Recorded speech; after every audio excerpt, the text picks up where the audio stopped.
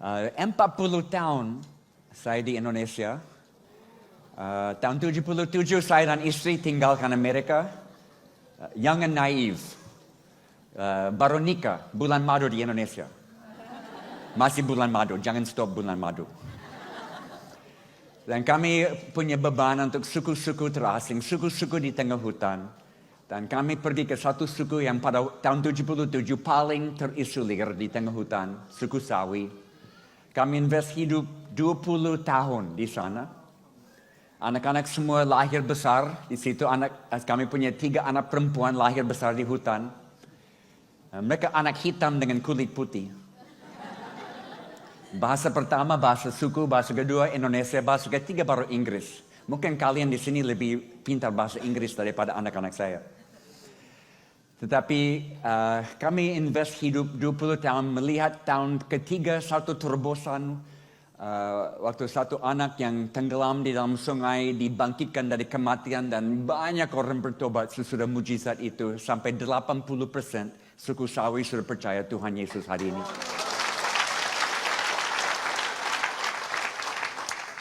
$20 tahun kami invest di situ buat terjemahan Alkitab, rintis gereja-gereja di semua kampung. Sesudah 20 tahun kami tanya Tuhan, mana suku berikut? Dan saya pikir kami akan lintas satu gunung atau lewat sungai ini tembus di suku yang lain karena 250 suku di Papua. Tetapi Tuhan kejutkan. Tuhan bilang suku yang paling diabaikan sekarang adalah suku generasi muda. Punya budaya sendiri, bahasa sendiri. Jadi kami pindah ke kota Jayapura yang berkembang sekarang dan semua anak muda tinggalkan kampung halaman dan lari ke kota, mau cari kerja, cari sekolah. Akhirnya putus sekolah, tidak dapat kerja, mulai minum mabuk di pinggir jalan. Dan Papua identik dengan kemabukan. Tapi bukan hanya itu, semua narkoba di dunia modern ada di Papua. Dan juga HIV AIDS paling tinggi di seluruh Indonesia, Papua. 44% semua kasus AIDS di Indonesia ada di Papua. Kami kubur 1 orang per bulan rata-rata dari jemaat kami korban AIDS. Jadi kami pindah ke kota mau buat gereja untuk anak-anak bermasalah. Banyak gereja tahu buat apa dengan anak-anak yang bersih, yang tertib. Tapi tidak tahu buat apa dengan anak-anak yang broken. Dan kebanyakan anak muda zaman ini adalah anak-anak yang broken. Saya percaya gereja yang akan menyelesaikan amanat agung Tuhan Yesus adalah gereja yang tahu caranya memulihkan hidup anak-anak yang broken. Jadi kami mulai di kota dengan 12 laki-laki yang satu geng yang minum mabuk di jalan. Kami tampung di rumah. Ini jemaat perdana. Saya pikir kalau Yesus bisa mulai dengan 12 murid yang kacau, saya juga bisa mulai dengan 12 murid yang kacau.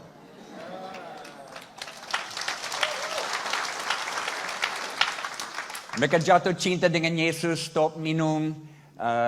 Dan saya coba bawa mereka ke gereja-gereja lain untuk pemulihan lanjutan.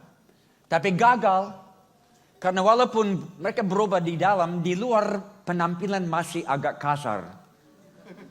Juga mereka tidak tahu bahasa gereja. Saudara tahu kita punya 2 bahasa. Ada bahasa luar, bahasa dalam. Mereka tidak tahu bahasa dalam. Dan juga mereka dipulihkan dalam komunitas hidup bersama kami. Di mana 24/7 mereka harus bertanggung jawab pikiran dan hati. Kalau ditaruh dalam gereja yang hanya punya ibadah hari Minggu, mereka tidak bisa betah. Mau tidak mau kami harus rintis gereja baru. Berdasarkan komunitas bersama. Denominasi baru. GKOB. Gereja Kristen Orang Bermasalah. Di bawah GBI, Gereja Bebas Indonesia. Mulai dengan anak-anak yang minum mabuk, berkembang dengan anak-anak korban narkoba, sampai penyedar narkoba, sampai PSK, sampai geng-geng yang berkelahi di jalan, sampai orang HIV AIDS, sampai napi dan tahanan di penjara, sampai keluarga-keluarga yang berantakan. Itu semua anggota jemaat kami. Orang bermasalah. Kami buat pengakuan iman.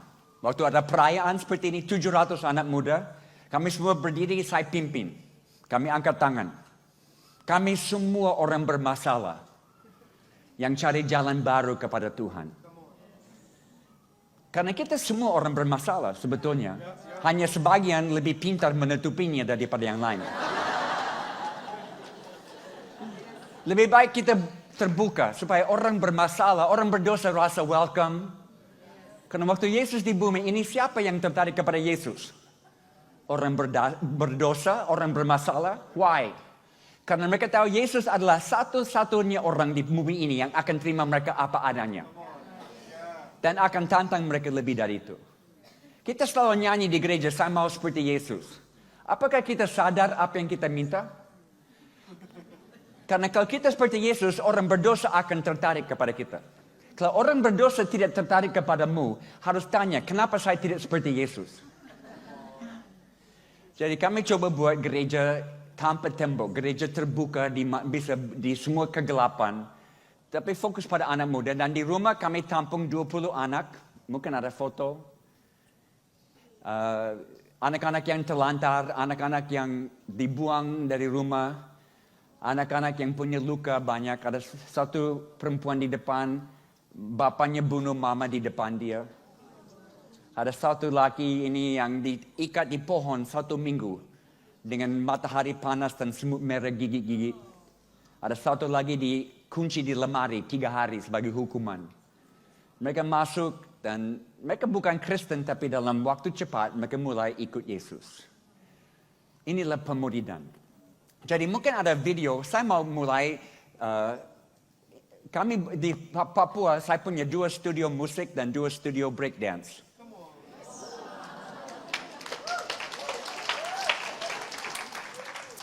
Dan kami rekam semua, kami karang semua lagu. Kami tidak pinjam dari Hillsongs. Karena setiap gerakan Tuhan melahirkan lagu baru. Ya. Jadi ini satu lagu yang anak-anak kami mau nyanyi di Pantai Indah di Raja Ampat. Tapi harus tahu, anak-anak di Papua lahir di pedalaman. Dan dari kecil mereka diejek, diremehkan. Oh, kamu lahir di pedalaman, kamu bodoh. Tidak akan berhasil, akan gagal terus. Sampai itu menjadi pengakuan diri dan akhirnya mereka gagal. Tapi anak-anak ini punya harga diri di dalam Tuhan yang kuat. Mereka nyanyi, terima kasih Tuhan, semua budaya dan bahasa di Papua ini pemberian dari Tuhan. Kami akan jaga baik. Dan ini lagu penyembahan. Tapi dalam musik kontemporer dengan rapping sedikit dalam bahasa daerah. Nikmatilah.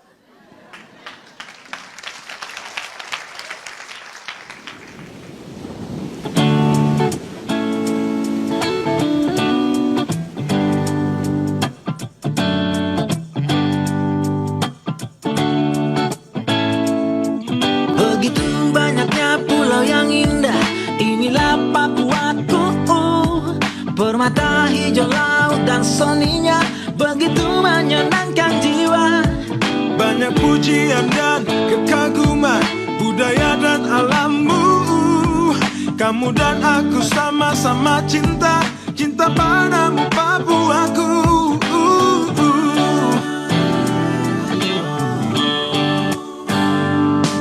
Tiada yang lebih membanggakan jiwa, hanyalah Papuaku.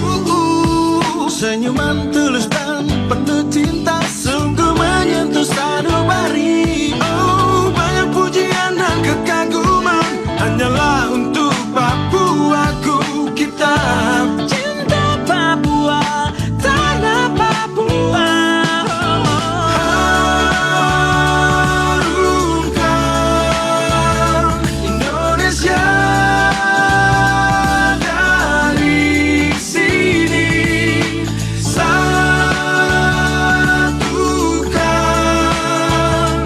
tujuan dalam cinta. Sekarang injak korang para bongko para rurka mako baus ko swarja ye ko imbo ko Besi serie awer star Korea adu mama awer Korea kam enona selama sibe ninya koba kobao suku banine sube nana manstren ifritu injam korang mako sium ko sandikio mana-mana si sandiko mana-mana sambian godo yo suku te di Papua sube pilkaku swanine cobalah menjaga yang sudah semestinya dijaga. Papuaku tercinta, biarkan alamnya terus indah. Satukan tujuan, menjaga yang kita punya.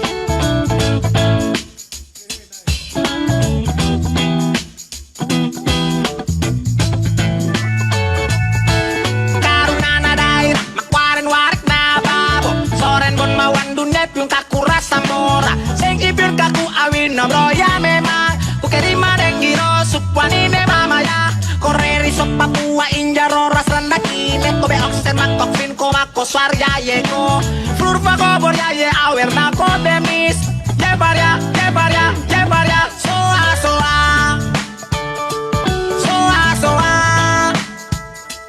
Soa, soa Soa, soa Soa, soa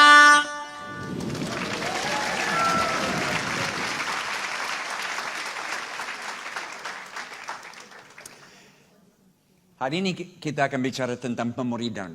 Pemuridan topik yang booming, popular. Banyak buku, banyak seminar. Problem banyak bicara tentang pemuridan seperti bikin Kristen lebih Kristen.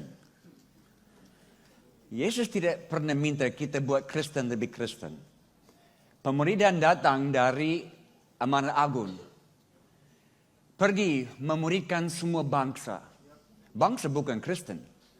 Memuridkan non-Kristen, memuridkan membawa orang dalam perjalanan menuju kepada Yesus. Satu langkah demi satu langkah, itulah pemuridan. Dan ini yang kita akan bicara karena ini terjadi dengan kecepatan lebih cepat daripada kita bayangkan sekarang. Di Kisah Para Rasul 18, Paulus masuk Korintus memulai pelayanan. Ada hasil sedikit, ada lawanan. Dua-dua berpegang tangan. Dan mungkin lawanan terlalu panas, terlalu hebat, sampai Paulus mau angkat kaki pindah. Dan Tuhan datangi dia dengan satu penglihatan malam, dengan berkata begini, ayat 9. Pada suatu malam berfirman Tuhan kepada Paulus di dalam suatu penglihatan, jangan takut. Stop. Kalau Paulus harus diberitahu jangan takut, artinya dia takut. Kalau rasul yang hebat itu bisa takut, mungkin it's okay saudara dan saya juga takut. Katakan kepada orang di sampingmu, it's okay takut. Ya. Takut mungkin artinya kita sudah keluar dari rada nyaman, sudah coba sesuatu yang di luar kemampuan kita dan agak takut. It's okay. Hanya jangan izinkan takut menjadi roh ketakutan. Beda. Semua emosi yang kita punya dari Tuhan. Kita diciptakan dalam gambar dan rupa Allah. Berarti semua emosional dari Tuhan. Takut dari Tuhan. Takut baik. Saya lihat anak saya Maxi, anak adopsi. Dia 13 tahun umurnya sekarang. Dia suka main bola. Dia ada di depan rumah main bola. Dan ada sumur yang terbuka. Dan dia akan jatuh. Saya lihat dari rumah takut muncul dan buat darah pompa cepat. Dan saya keluar dengan superhuman energy. Dan saya tarik dia sebelum dia jatuh ke dalam air. Takut baik. Kalau dilepaskan di dalam tindakan. Kalau takut tidak dilepaskan. Itu menjadi roh ketakutan yang berakar dan membuat orang lumpuh. Jangan roh ketakutan dibiarkan dalam hidupmu. Lepaskan dengan tindakan. Dan Tuhan bilang jangan takut. Terus memberitakan firman dan jangan diam.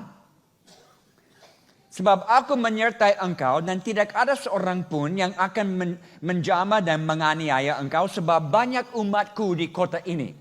Oke, berapa banyak umat Tuhan di kota Korintus waktu itu? Tidak banyak. Paulus baru mulai pelayanan. Apa maksud Tuhan? Ada banyak umat. Banyak yang sudah siap. Banyak yang disiapkan supra alami di belakang layar. Tidak kelihatan. Mereka sudah siap. Paulus, kalau kamu angkat kaki dan pindah, itu akan mencegah rencanaku di kota ini. Tinggal berfirman karena mereka akan datang. Ada banyak umat Tuhan siap sekarang. Ini waktu penuaian akhir zaman. Hanya kita tidak percaya. Saya harap saudara akan janji iman hari ini. Bukan uang, jiwa. Karena apa yang saudara imani tentang tuaian, saudara akan dapat. Imani sedikit, dapat sedikit. Imani banyak, akan dapat banyak. Saya bersama satu hamba Tuhan muda, gembala pemuda dari Indonesia. Saya tidak akan sebut di mana. Kami ada di tempat lain dan kami ada di satu kamar sama-sama tidur, bicara, dan sepanjang malam kami berdoa sama-sama. Dan jam 2 subuh, dia dapat sesuatu. Dia bilang, Jim, saya dengar dari Tuhan. Oke, saya mau dengar juga. Saya tidak mau tidur. Dia bilang, ya Jim, saya baru dengar dari Tuhan, pada tahun sekian, 50% populasi Indonesia akan ikut Yesus Kristus.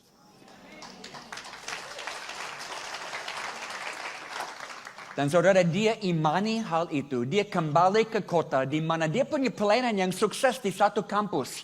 Dia tinggalkan pelayanan itu, pindah ke kota baru di satu kampus yang tidak ada pelayanan sama sekali, nol. Mulai dari kosong, dan hari ini pelayanan di kampus itu paling besar di Indonesia dan di seluruh kota gereja dia paling besar. Karena dia percaya ini waktu tuaian. Apakah kisah para rasul terulang hari ini? 3.000 bertobat dalam satu hari. 8.000 dalam satu minggu. 20.000 dalam beberapa minggu. Itu yang terjadi di Yerusalem. Apakah terulang? Ya, terulang sekarang. Saya ketemu orang di Hong Kong. Mungkin saya kasih nama John Chin. Itu bukan namanya, tapi kita kenal dia hari ini, John Chin. John gembala satu gereja besar, tapi dia punya beban untuk mainland China. Dia lihat pemerintah China mengumpulkan banyak orang dari desa-desa, bikin megacity dengan banyak pabrik-pabrik supaya mereka bisa kontrol ekonomi dunia. Dan mungkin mereka akan berhasil. Tapi John punya beban untuk karyawan di pabrik-pabrik ini. Jadi dia masuk satu kota di mainland China dan tiap hari dia turun di basement, di warung makan dengan karyawan. Sesudah 1 minggu, ada 12 yang terima Yesus. Sesudah 9 bulan, John punya jemaat 30.000 anggota jemaat. Saudara, saya kenal orang ini. Ini bukan berita kedua, ketiga. Saya tahu ini benar. Kisah para rasul terulang hari ini. Ada satu hamba Tuhan dari Afrika. Berhasil, tapi Tuhan panggil dia tinggalkan semua, pindah ke Ukraine, Rusia. Dari tempat paling panas ke tempat paling dingin.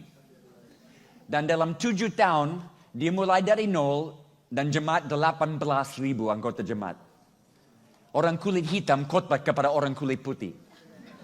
Itu caranya Tuhan. Tidak selalu masuk akal. Karena ini waktu penuaian. Tuhan buat sesuatu di luar dugaan. Waktu sekarang. Problem gereja tidak relevan. Ada satu kata yang saya bergumul di dalam bahasa Indonesia. Waktu mau siapkan khotbah, saya cari kata definisi ghetto. G-H-E-T-T-O. Ini tidak gampang menerjemahkan dalam bahasa Indonesia. Saudara tahu ghetto itu tempat di kota di mana banyak orang dari satu latar belakang etnis atau sosioekonomi. Mereka kumpul dan tinggal di satu tempat. Seperti Japantown, Chinatown, Koreatown atau sesuatu. Tapi akhirnya saya menemukan di satu kamus Indonesia menemukan definisi kata itu. Mau dengar? Ghetto. Tempat di tengah kota di mana orang Kristen suka hidup sama-sama supaya tidak harus gaul dengan masyarakat umum. Wow. Itu yang banyak orang di luar anggap kita eksklusif, ghetto. Dan mungkin benar. Kuncinya ada Lukas pasal 10 ayat 2 yang kita akan lihat Lukas 10 pagi ini. Ayat 2 yang mungkin sudah hafal. Yesus bilang berdoa kepada Tuhan yang mempunyai tuaian supaya dia mengirimkan pekerja-pekerja di dalam tuaian itu. Apakah itu terjemahan yang saudara pakai? Salah, terjemahan salah. Terlalu sopan. Yesus tidak sesopan itu. Mungkin Yesus bukan orang Indonesia. Oh, berdoa kepada Tuhan yang mempunyai tuaian supaya dia mengirimkan, dia antar, dia dampingi ke tuaian itu. Salah. Berdoa untuk Tuhan yang mempunyai tuaian supaya dia tendang keluar pekerja di dalam tuaian itu. Tendang keluar. Ambil bolpen dan koreksi Alkitabmu. Karena kata dalam bahasa asli sangat emosional. Ini waktu tuaian. What are you waiting for? Tunggu apa? Ini waktunya. Ini akan menjawab komsel atau cool yang tidak berkembang, tidak bermultiplikasi. Mungkin di sini semua cool bermultiplikasi. Tapi di tempat lain sering ada komsel atau cool yang tidak bermultiplikasi. Ini jawaban yang kita akan baca sekarang. Lukas pasal 10. Buka. Ayat 1. Kemudian pada waktu itu Tuhan menunjuk 70 murid yang lain, lalu mengutus mereka berdua-dua mendahului dia ke tempat-tempat yang dia mau kunjungi. Oke, stop. Yesus mengutus 70 orang. Oke, siapa yang diutus? Syarat apa yang mereka harus penuhi? Kualifikasi apa? Apakah harus dibaptis air? Dibaptis Roh Kudus? Dibaptis api? Apakah harus pimpin komsel? Menjadi supervisor wilayah? Menjadi pendeta muda? Pendeta tua? Pendeta pensiun? Apa syarat untuk diutus Yesus? Sebetulnya hanya satu. Gambaran ini, lihat gambaran ini. Yesus jalan bersama murid-murid dan dia stop. Hey guys, saya utus kamu. Siapa yang paling dekat dengan Yesus, diutus keluar. Saya percaya pembaharuan rohani. Saya percaya kebaharuan rohani. Tapi saudara, kebaharuan rohani bukan kebaharuan rohani sampai berakhir dalam penginjilan sedunia. Karena lebih dekat kamu datang kepada hati Yesus, lebih cepat dia akan tendang kamu keluar ke dalam tuayan. Karena hati dia ada di situ. Pemuridan di luar, bukan di dalam. Dan mungkin ada satu syarat lagi, datang dari ayat terakhir dari pasal 9, ayat 62. Yesus bilang, siapa yang membajak tapi menoleh ke belakang tidak patut masuk kerajaan surga. Jangan lihat ke belakang. Dengan anak-anak bermasalah yang kami layani sekarang, korban narkoba, pelacuran, dan lain-lain. Orang tanya saya, Jim, apa tujuan akhir pelayanan ini? Misi? Saya utus mereka sebagai missionaries. Dan banyak kami sudah utus ke seluruh Indonesia dan di luar Indonesia. Jim, bagaimana bisa utus anak-anak bermasalah sebagai missionaries? Gampang, saya pakai syarat Yesus. Jangan menoleh ke belakang. Jangan lihat masalahmu dari kemarin. Tutup pintu terhadap masalah kemarin. Semua kegagalan kemarin itu untuk kemarin. Jangan lihat lagi. Lihat di mana Yesus pimpin sekarang dan ikut dia. Dan jangan lihat kepada sukses kemarin. Banyak gereja bangun pelayanan tahun ini berdasarkan sukses tahun lalu. Jangan menoleh ke belakang. Setiap Januari saya kumpul semua pemimpin. Dan kami tutup semua dari tahun lalu. Sukses tahun lalu untuk tahun lalu. Tahun ini kami mulai bangkrut dengan Tuhan. Kosong dengan Tuhan. Dan kami tanya, apa pekerjaan Bapa kami di tanah Papua, di Indonesia tahun ini? Jangan menoleh ke belakang. Dan dia mengutus mereka keluar dua-dua ke tempat yang dia sudah siapkan. Mereka keluar dan dia bilang, minta pekerja-pekerja. Pekerja-pekerja dari mana? Bukan dari gereja asal, tapi dari lapangan tuayan. Mereka keluar dan Yesus bilang sambil jalan berdoa supaya pekerja-pekerja muncul. Orang-orang yang akan pimpin penuaian besar, kegerakan besar di Indonesia dan di Singapura, hari ini belum bertobat. Belum kenal Yesus. Mereka akan bertobat. Mereka akan percaya dan mereka akan jadi pemimpin yang hebat. Karena mereka akan lihat ladang tuayan beda dengan saudara dan saya. Karena mereka muncul dari situ. Seperti saya di New Delhi satu hari, ada tukang becak yang bawa saya. Dia buta huruf. Sudah rintis 120 sidang jemaat. Dia supervisor di atas New Delhi. Tidak bisa baca tulis. Tuhan pakai orang-orang dari lapangan dengan luar biasa sekarang. Doa penting. Tapi apa yang didoakan? Kita tahu di Indonesia ada gerakan doa. Saya ke banyak gereja dan saya tanya, apa gereja ini kuat doa? Dan saya lihat di sini kuat doa. Tapi saya tanya, apa yang didoakan? Oh Jim, kami berdoa untuk kebahagiaan rohani. Saya bilang, bertobatlah. Kita tidak harus minta kebanggaan rohani. Kita sudah ada di dalam kebanggaan rohani. Tidak harus yakinkan Tuhan. Tuhan mau berikan kebanggaan rohani lebih daripada kita siap menerimanya. Kita minta kebanggaan rohani. Kita dapat krismon. Dan semua negara lain keluar dari krismon, hanya Indonesia yang belum keluar. Tapi lebih banyak bertobat sesudah krismon daripada sebelumnya. Kita minta kebanggaan rohani, ada bom di Bali. Same thing. Lebih banyak bertobat sesudah bom. Kita minta kebanggaan rohani, ada tsunami di Aceh. Ya? Jadi, kita minta kebanggaan rohani tahun ini. Dan Ahok dipenjarakan. Same thing, kebanggaan rohani. Betul, dia jadi pahlawan sekarang. Minta tuaian jelas kepada matamu. Melihat mana Tuhan kerja. Dan ayat 3. Saya utus kamu keluar seperti domba di tengah-tengah serigala. Oke, saya harus tanya. Di sini berapa banyak piara domba? Angkat tangan. Oke, saya sendiri. Di tengah hutan, saya piara domba dan kambing di Papua. Karena waktu kami di suku Sawi, kami buat terjemahan Alkitab. Dan ada ayat yang saya sulit terjemahkan.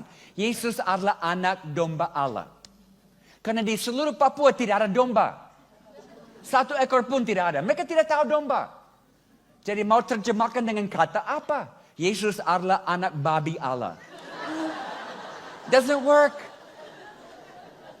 Jadi mau tidak mau, saya harus datangkan ternak domba dan kambing dari Zelandia Baru. Saya piara domba dan kambing di hutan. Saya tahu domba dan kambing. Kalau hujan turun, air naik, oh kambing pintar. Mereka cari tanah tinggi. Tapi domba, bodoh. Air turun, naik. Domba hanya tinggal di tempat. Air naik, tinggal di tempat. Tenggelam, mereka tidak pindah tempat. Bodoh. Tapi domba tahu suara gembala. Kalau saya ada bersama mereka tiap hari, mereka ikut. Mereka tidak lihat ke kiri, tidak lihat ke kanan, mereka hanya ikut. Itu artinya, bahaya itu normal, serigala itu normal. Lihat di mana Tuhan pimpin, gembala yang baik pimpin. Karena kegerakan-kegerakan zaman ini terjadi di tempat-tempat yang paling berbahaya. 5 tahun terakhir ini saya ke kamp pengungsi Suria di Timur Tengah. Setiap 3-4 bulan saya ke Timur Tengah. Tidak ada orang di muka bumi ini yang lebih terbuka daripada orang Suria. Luar biasa. Di tengah-tengah konflik. Masuk tenda dengan mereka semua punya lubang. Lubang di kaki, lubang di tangan, lubang di dahi. Dari peluru. Satu bapa peluru masuk di dahi, keluar di belakang. Masih hidup. Saya duduk dengan dia dan ada nana keluar sambil saya bicara. Anak-anak yang kulit terbakar dari bom kimia. Tapi hidup. Dan mereka sangat-sangat terbuka. Jangan lihat bahaya. Melihat di mana Tuhan siapkan tuaian zaman ini. Nah, ayat 1, ayat 2, ayat 3. 3 kali dikatakan keluar. Jangan minta ke gereja, bawa gereja ke mereka. Oke, satu kota di Indonesia, saya tidak akan sebut di mana. 3 tahun lalu saya buat training misi untuk semua gereja di kota itu. Pada habis training itu, semua hamba-hamba Tuhan datangi saya. Mereka bilang, Jim, tidak ada anak muda di gereja lagi. Saya bilang, jangan kejut. Itu normal, itu terjadi di mana-mana. Banyak anak muda keluar dari institusi agama. Tapi mereka cari kebenaran. Kehausan rohani ada. Lebih tinggi sekarang daripada dulu. Hanya jenuh dengan institusi agama. Jadi kalau mereka keluar dari gereja, bawa gereja ke mereka. Saya cari. Saya menemukan mereka di belakang mall, di tepi laut. Setiap malam minggu 10.000 anak muda ada di situ. Saya hitung 10.000. Mereka tidak ada di satu tempat, tapi berkilometer-kilometer dalam kelompok-kelompok kecil. Ada geng motor, geng bola basket jalan, geng rapper, geng hip hop, geng breakdance, geng LGBT, semua warna ada. Dan mereka tidak masuk gereja, tidak masuk masjid, tidak masuk pura. Mereka bosan dengan agama, tapi kehausan rohani ada. Kami mulai masuk dengan PA induktif, kami kasih nama Discovery Game. Di mana menemukan kebenaran untuk menjawab keperluan rohani. Masuk satu-satu lagi dalam 1 tahun 24 kelompok kami masuk dengan PA induktif. Sesudah 1 tahun 2,000 anak muda anggap diri anggota jemaat kami. Belum pernah masuk gereja hari Minggu. Tiap hari mereka ada dalam kelompok-kelompok kecil belajar firman Tuhan. Menuju kepada Yesus. Tiba-tiba tahun lalu mereka dapat ide. Wow, mari kita katakan tidak kepada miras dan narkoba. Ya, keren. Kita katakan tidak kepada miras dan narkoba. Satu sosial media fenomena terjadi dari kota ke kota ke kota. Satu wilayah penuh. Sampai hari ini 10,000 anak muda ikut gerakan ini. Itu yang Tuhan buat sekarang. Baik Indonesia dan banyak tempat lain. Gereja tanpa tembok. Gereja di luar. Di mana mereka kumpul, gereja bisa jadi di situ. Terang di tengah-tengah kegelapan. Gereja bola. Kita tahu di Indonesia, setiap sore anak-anak muda suka main bola. Jadi kami punya SSB, gereja SSB, gereja bola. Baru anak-anak kami main di Stadium Utama Jakarta. SSB kami menangkan semua di Papua sampai gubernur bilang, oke, mewakili Papua di pertandingan nasional. Anak-anak Papua yang belum pernah keluar dari Papua. Di Stadium Utama, 100,000 orang nonton. Mereka semua berlutut, pegang tangan berdoa kepada Yesus untuk minta tolong di depan semua. Hari pertama mereka kalahkan Sulawesi. Hari kedua mereka kalahkan Bali. Hari ketiga mereka kalahkan Aceh. Akhirnya mereka jadi juara nasional. Itu gereja. Setiap hari pelatih membina mereka. Mereka tidak masuk hari Minggu. Setiap hari di lapangan berkeringat, duduk, bicara tentang firman, makan pisang goreng. Itu gereja. Gereja basket. Istri saya pelatih basket. Mungkin ada yang lihat dia di televisi. Karena 3 tahun lalu dia diberi hormat pelatih basket terbaik di Indonesia. Dan dia latih semua tim di final DBL di Surabaya. Jadi kami ada 2 lapangan basket. Tiap sore anak-anak datang main basket. Hari pertama mereka datang ada 2 geng. Mereka datang setengah mabuk, mereka main basket. Satu yang kalah bikin geng war. Perang geng di lapangan. Itu gereja basket hari pertama. Tapi makin lama makin baik. Dan mereka main bola berkeringat. Duduk makan pisang goreng dan belajar firman ini yang memulihkan hidup mereka. Gereja basket. Gereja pelacuran. Gereja di tempat pelacuran. Mungkin saudara tahu, ada satu jalan di Singapura di mana banyak PSK dari Indonesia ada. Tapi di Indonesia pun booming. Sex trafficking menghasilkan 3,3 billion US dollars setiap tahun. Mulai bersaing dengan Thailand. Dan satu tempat booming, Papua. Di mana ekonomi booming, sex trafficking booming. Dan 15 menit dari rumah kami ada kota pelacuran. 400 pelacur yang diekspor dari Surabaya, dari Jalan Doli dikirim ke Papua. Ya, terima kasih sumbangan dari Surabaya. Dan semua pub, semua disco untuk mendukung itu. Beberapa tahun lalu, gereja-gereja kumpul dan palang jalan masuk ke tempat ini. Saya lewat hari itu, saya menangis. Karena saya tahu kalau ini ditutup, wanita-wanita ini akan ke tempat lain dan meneruskan satu-satunya profesi yang mereka tahu. Mana ada gereja yang mau terima mereka ke dalam gereja? Jadi istri saya dan beberapa ibu mulai masuk kamar ke kamar. Bawa sedikit makanan, sedikit obat. Tapi apa keperluan wanita pelacur? Harga diri. Semua harga diri dirampas dari dia. Karena dia hanya barang kenikmatan untuk orang lain. Jadi istri saya pakai pelayanan mendengar. Tidak harus bicara banyak, hanya mendengar. Karena tidak ada orang yang mau dengar mereka. Memberi harga kembali. Dan satu persatu mereka percaya Yesus. Tapi mereka tidak bisa lari keluar. Ada yang bilang, Jim, kalau mereka bertobat, mereka harus keluar. It's not that easy. Kalau mereka lari akan dikejar, dibunuh. Mereka punya hutang yang begitu tinggi tidak bisa bayar. Dan mereka lama di dalam lingkup sosial itu. Semua dukungan ada di situ. Mereka tidak bisa bayangkan hidup di luar. Jadi harus bikin lingkup sosial baru. Di mana mereka saling mendoakan, buat PA, bikin gereja di tempat pelacuran. Dan mereka simpan uang sampai mereka dapat setengah dari hutang. Kami matching funds. Kami lunasi hutang mereka. Mereka keluar bebas, tidak bisa dikejar. Datang tinggal di rumah kami. Kami latih mereka profesi baru. Tapi perlu waktu. Berminggu-minggu. Berbulan-bulan. Mereka sudah berubah. Hati mengasihi Yesus tapi tetap harus melayani customer. Tapi sekarang mereka pakai pelacuran di dalam Tuhan. Ada di Singapura. Seperti ini. Ada kelompok laki-laki yang saya pimpin. Ini bukan pria sejati, ini pria yang belum sejati.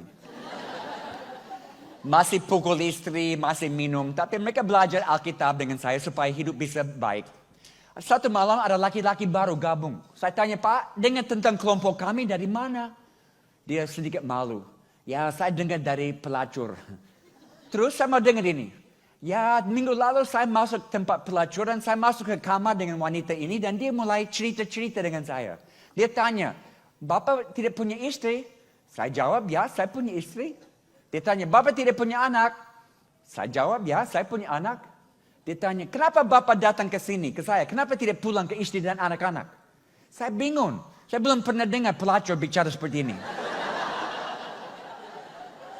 Saya tanya, kenapa kamu bicara seperti ini? Oh, istri Jim Yost, dia latih kami isi setengah jam dengan bicara-bicara.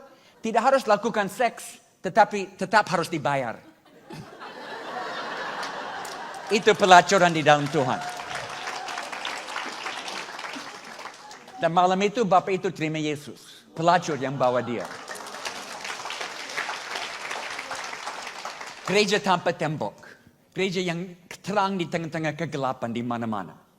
Dan ayat 4 Yesus bilang, masuk ke rumah, masuk ke tengah-tengah mereka dan jangan bawa dompet, jangan bawa semua asetnya.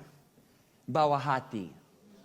Semua pelayanan mulai dari hati, bukan dari uang. Ada satu pemimpin komsel saya, Yanis. Dia punya beban untuk anak-anak di jalan yang parkir mobil, dapat beberapa koin dan malam mereka tidur di situ. Setiap malam dia datang dengan beberapa pisang goreng, duduk dengan mereka cerita-cerita. Sesudah 1 minggu, 10 terima Yesus. Sesudah 1 bulan, 30. Dia punya gereja di pinggir jalan. Dia tidak punya uang banyak, dia punya hati. Semua pelayanan mulai dari hati. Ada satu bapak di Chiang Mai, Thailand. Buat rehab untuk anak-anak yang ketagihan opium, heroin, yang keras.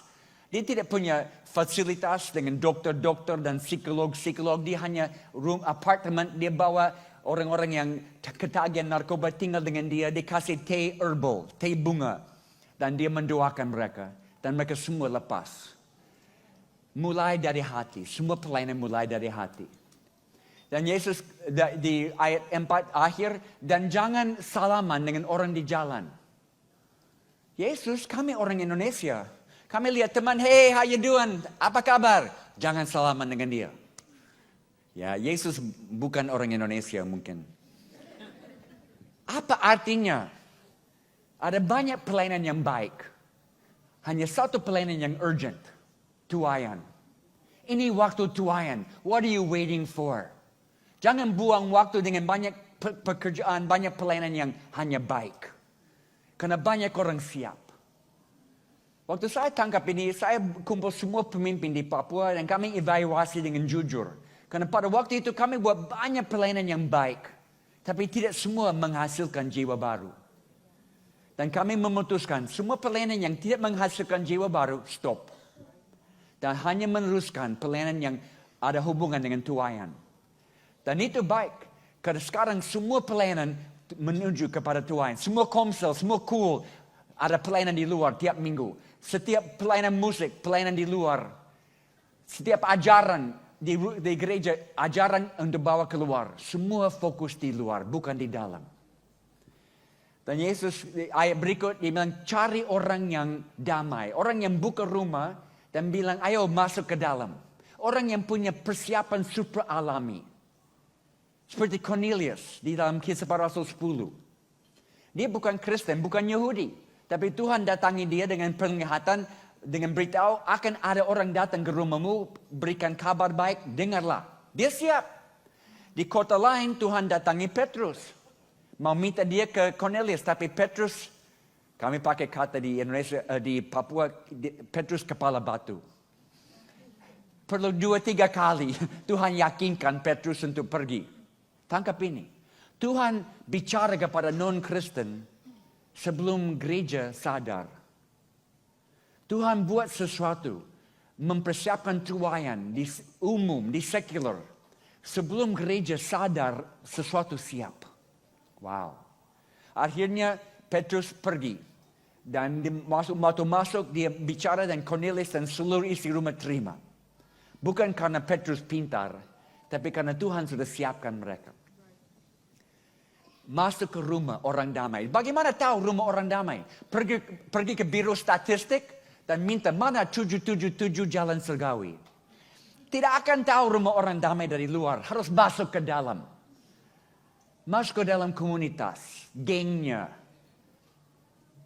Di mana mereka kumpul, masuk dan lihat ada kehausan rohani dan banyak punya kehausan rohani. Mereka tidak mau agama, tidak mau gereja, tapi kehausan rohani sangat tinggi sekarang ini. Karena waktu penuaian Tuhan sudah siapkan.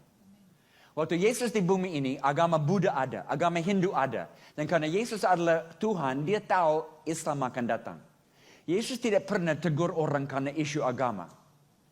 Dia hanya tegur satu golongan. Munafik. Orang Farisi yang bilang, oh kami punya hubungan dengan Tuhan tapi tidak jalankan. Kalau Yesus tidak bikin masalah mengenai agama, saya juga tidak akan. Saya mau bawa semua mengikuti Yesus. Dengan apa yang bisa. Ada di semua kekuatanmu, ikut dia dan jangan stop sepanjang hidup. Itu pemuridan. Di dalam rumah kami, ada 20 sampai 30 anak. Dari 20 tahun kami selalu ada anak baru. Anak-anak yang jauh dari Tuhan. Banyak masalah hidup. Waktu mereka masuk bukan Kristen. Tapi dalam waktu cukup cepat mereka mulai ikut Yesus. Siapa muridkan mereka? Mereka memuridkan satu dengan yang lain. Kami pakai Matius 10 ayat 8 serius. Cuma-cuma diberi, cuma-cuma harus membagi. Saya bilang orang yang ketagihan narkoba, kamu belum lepas dari narkoba sampai kamu bantu orang lain lepas dari narkoba. Kamu bukan murid Yesus sampai kamu punya murid Yesus. Kamu bukan gereja sampai kamu rintis gereja baru. Itu bukti bahwa DNA ada. Jadi anak-anak kami, mereka buat house meeting waktu mereka mau terima anak baru. Ada teman yang jatuh di luar, mereka mau bawa dia tinggal di rumah. Oke, mereka buat house meeting. Saya dan istri tidak ikut. Mereka harus bulat hati untuk terima anak baru. Karena mereka akan muridkan. Mereka bawa dia ke dalam. Dan satu anak yang mungkin 1 bulan dengan kami. Dia pegang tangan. Dia bilang, hey, sama seperti saya coba ikut Yesus. Kamu ikut saya. Itu pemuridan. 1 langkah di depan orang yang kamu muridkan. Masuk ke dalam komunitas. Orang baru. Kelompok baru yang bukan Kristen. Dan bawa orang 1 langkah demi 1 langkah menuju kepada Yesus. Itu pemuridan. Melihat gereja muncul di situ. Gereja tanpa tembok. Dan Yesus, ayat berikut, Yesus bilang, jangan pindah-pindah. Tapi Yesus, saya penginjil. Saya harus ke sini, ke sana, ke sana. Jangan, tinggal tetap. Invest dalam beberapa orang. Kalau Yesus hanya bisa invest dalam 12 orang, dan 1 diantaranya gagal, kenapa kita pikir bisa lebih dari 12? John Chin, yang saya singgung tadi, 30,000 orang dalam 9 bulan, caranya apa? Minggu pertama ada 12 bertobat, dia bawa ke apartemen untuk pemuridan, kelas pemuridan. Dia kasih mereka 1 pelajaran tentang keyakinan keselamatan. Dan dia bilang mereka, hey, minggu depan ada lesson kedua. Tetapi, kalian harus bagi lesson pertama dengan murid-muridmu sebelum dapat lesson kedua. Dan mereka buat. 12 ini keluar menangkan 12 masing-masing kasih pelajaran pertama kembali dapat pelajaran kedua. Dan mereka latih murid mereka untuk buat yang sama. Bermultiplikasi out of control. Sampai 30,000 dalam 9 bulan. Karena minta tanggung jawab atas firman. Wow. Pemuridan. Untuk melakukan firman. Dan Yesus bilang waktu masuk. Makan dengan mereka. pelayanan makan. Saya pikir ini cocok di Singapura. Karena 24 jam non-stop orang Singapura makan. Makan terus, tidak ada jam di sini yang tidak bisa makan. Karena waktu makan dengan orang menerima dia. Waktu tolak makanan, tolak dia. Makan dengan orang. Masuk ke dalam hidup. Dan harus sadar, murid-murid Yesus orang Yahudi. Mereka dilarang masuk ke dalam rumah non-Yahudi. Dilarang secara budaya makan satu piring dari orang non-Yahudi. Dan Yesus lawan budaya. Dia bilang masuk ke dalam, makan dengan mereka. Supaya mereka lihat Yesus up close and personal. Dari jarak dekat. Dan kalau ada orang yang sakit, sembuhkan mereka. Matius 10 yang sama dengan Lukas 10. Yesus bilang kalau ada kulit kusta, penyakit kusta tahirkan. Kalau ada yang kerasukan, keluarkan roh jahat. Kalau ada yang mati, bangkitkan. Artinya semua keperluan, apa yang mereka perlukan, jawab. Kalau ada bapa yang di PHK, bantu dia dapat kerja. Kalau ada anak yang putus sekolah, bantu dia dengan les-les tambahan supaya bisa kembali ke sekolah. Kalau ada ibu yang korban kekerasan tangan besi dari suami, biar dia bisa curhat dan luka batin bisa sembuh. Kalau ada orang yang sakit, doakan dia supaya sembuh. Keperluan apapun, kamu jawab. Dan katakan, karena kerajaan surga sudah dekat. Karena tidak ada pelayanan sosial. Saya tidak suka istilah pelayanan sosial. Semua pelayanan rohani. Bawa unsur rohani di dalam semua. Dan katakan ini karena Tuhan sangat dekat kepadamu. Dan pada akhirnya kalau mereka tolak, ayat-ayat ini bilang, kebaskan debu dari kakimu dan pindah ke tempat lain. Nah, waktu saya coba hidupin Lukas 10, 11 tahun ini pola hidup saya. Dan saya problem dengan ayat ini. Bagaimana kebaskan debu dari kaki? Rasa kutuk orang. Tapi sekarang saya punya caranya. Mungkin saya pakai di depan ini beberapa anak jalanan yang saya hangout dengan kalian 1 bulan. 4 minggu. Tapi saya tidak lihat. Ada orang damai, ada orang yang siap dari Tuhan, yang mau responi. Saya akan datang. Hey, kita sudah hangout 4 minggu. Tapi saya lihat di sini. Yesus bilang saya hanya bisa tinggal dengan mereka yang responi. Apakah kalian orang yang mau responi atau lebih baik saya pindah ke tempat lain? Saya kasih tinggal ini pesan dan besok saya akan kembali dengan keputusan. Saya pergi, esok hari saya kembali. Saya tanya, bagaimana keputusan? 9 dari 10 kali mereka jawab, wow Jim, kami tidak tahu Bapak begitu serius. Kami orang yang mau responi, tinggal dengan kami. 1 dari 10, mereka bilang, oh kami tidak seperti itu. Lebih baik Jim pindah ke tempat lain. Tapi saya taruh keputusan di tangan mereka. Karena saya menghargai setiap manusia. Tidak ada manusia di bumi ini yang layak menjadi objek pelayanan. Semua subjek pelayanan. Menghargai mereka. Ini pola pemulihan Tuhan Yesus. Saya akhir dengan 2 ilustrasi. Satu dari Kuba. Saya ke Kuba buat training misi. Komunis, ini negara komunis, gereja rahasia. Mereka hanya bisa kumpul di pinggir kota, di tempat rahasia. Ada 300 yang kumpul waktu saya di situ. Dan waktu saya kasih tantangan, 3 pemimpin lari ke depan berlutut responi firman. Mereka bilang kami pemimpin harus responi sebelum orang lain. Wow, saya sangat terharu. Saya mau bicara dengan mereka habis ibadah. Saya duduk dengan mereka dan satu orang saya tidak akan lupa sampai hari ini. Namanya Roberto.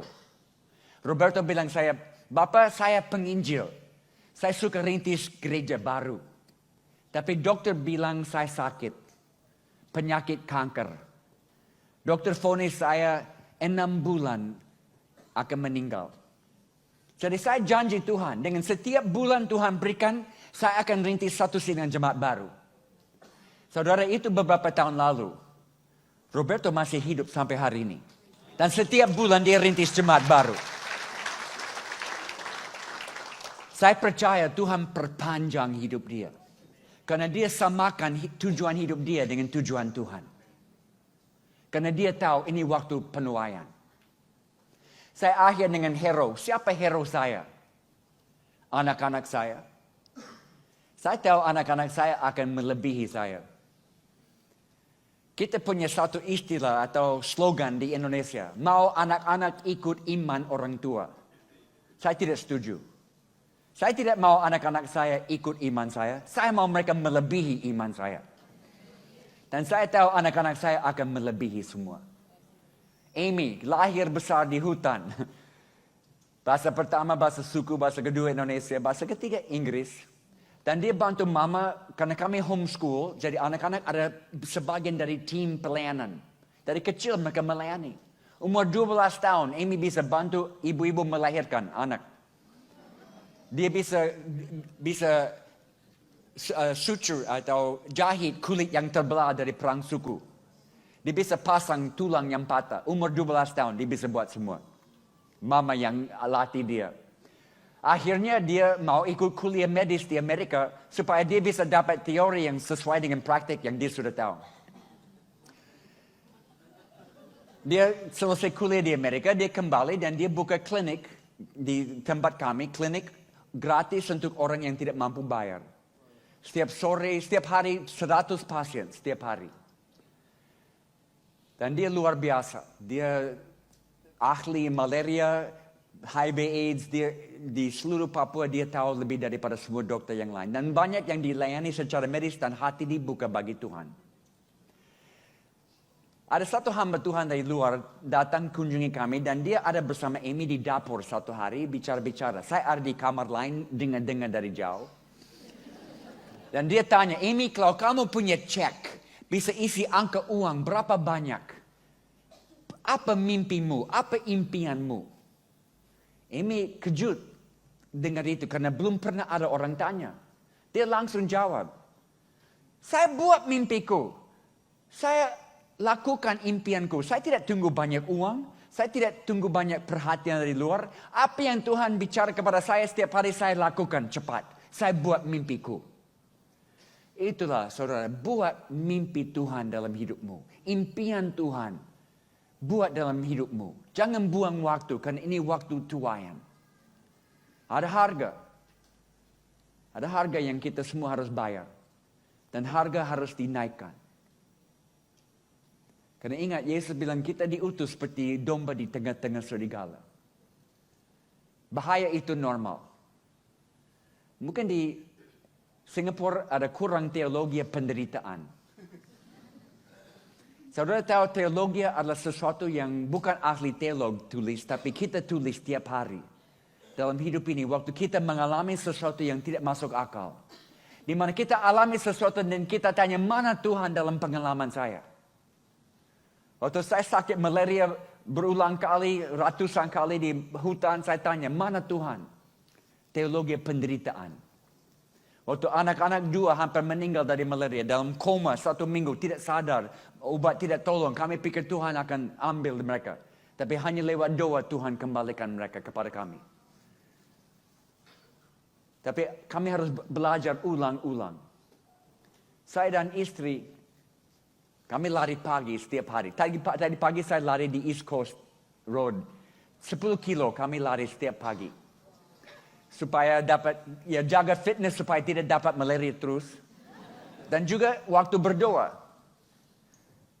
Beberapa tahun lalu kami di kota sekarang dan kami keluar jam 6 pagi mau lari dan ada laki-laki yang datang perlu saya darurat. Jadi saya harus tinggal dan istri lari sendiri. Dia keluar dari kota, tempat sepi, tidak ada rumah. Dia tidak tahu ada laki-laki yang tunggu. Sembunyi di pinggir jalan di dalam rumput tinggi. Kuat-kuat, setengah mabuk. Waktu istri saya lewat, anak ini keluar, cegah dia dan lempar dia keluar dari jalan di mana tanah turun dan dia jatuh. Anak ini kejar, dia ambil istri saya dan bawa dia ke tengah hutan.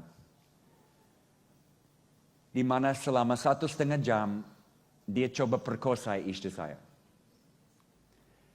1,5 jam, Tuhan berikan kekuatan supernatural kepada istri saya untuk melawan.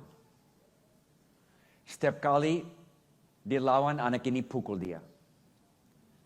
Setiap bagian tubuh istri saya dipukul dari kepala sampai ke kaki. Muka dipukul begitu banyak sampai mata bengkak tutup. Sesudah 1,5 jam, istri saya ada berbaring di bawah, tidak bergerak lagi. Anak ini pikir dia sudah bunuh istri saya, dia lari. Tuhan beri kekuatan sedikit lagi supaya istri saya bisa bangkit dan cari jalan kembali ke jalan raya. Ada mobil lewat, bawa dia ke rumah sakit. Malam itu waktu dia keluar dari rumah sakit, pulang ke rumah. Ini kesaksiannya. Dia bilang, Tuhan, terima kasih kau berikan saya sedikit waktu lagi di bumi ini untuk melayani engkau. Terima kasih. Dan dia tambah ini. Dan iblis kami tertawa kau. Ini tidak akan hentikan kami akan tetap maju. Karena kami tahu kami ada dalam peperangan rohani. Dan iblis tidak menyerahkan daerahnya dengan cepat, dengan gampang. Esok hari ada 20 anak dari jalan terima Yesus. Minggu berikut ada 20 lagi. Ada terobosan dalam pelayanan kami di jalan. Dan iblis mau bikin kami takut lewat intimidasi, lewat kekerasan. Saudara di Singapura, yang mungkin tetap di Singapura atau kembali ke Indonesia. Tahu ini waktu paling indah untuk hidup di bumi ini. It's the best time to be alive. Karena mata kita bisa lihat tuayan yang besar-besar. Akan ada bahaya. Jangan lihat serigala. Lihat di mana gembala yang baik pimpin kita.